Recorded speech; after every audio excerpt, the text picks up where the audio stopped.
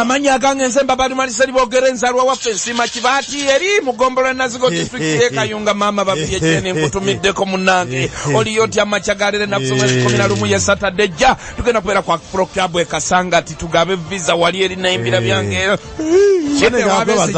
kidde wabesi nyina wakantu kange so bakoze bulungi olonda kasanga ati nawe kwebaza mukama abukeseza bambi mukama abadde mulungi nnyo eri obulamu bwange bambi era yebale nnyo mu era bokebera bagalatiya nnya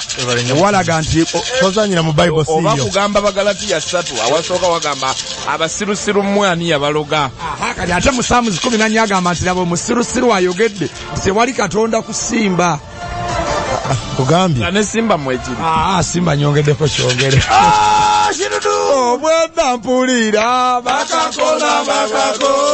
wambakona nzetuse ku siteje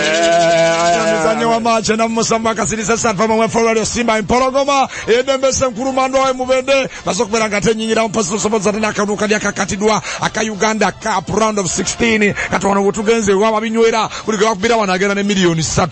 oba bakubyo ba wangu doga ne milioni 3 buli kirambo wano wetuli ku round of 16 buli ako abaka stoba nga mwoli milioni zo 3 zili ashwani mukama nga wakitiibwa chichi ati uzisente mukama milioni 3 mukama abadde mulungi nnyo kadinda oswalwo chaliwa bumuteddeko wendeje aliwa oyo gaya kuteddeko senda tuteddeko biliana macha wano kwepulide webaza ku macha gayi wendeje lubugumu oyo gayi gwa badogamba amteddeko milioni 2 n'emitwana mugamba nwamuka chai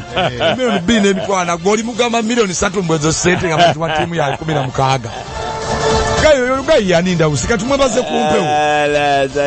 no katumwebaze kumpewo mwebazizanga mwebaza sente oziwulirawo bajasi katumwebaze kumpewo kubanga onete abamanya naye koze wakambe ngoma y'ekikere yakolera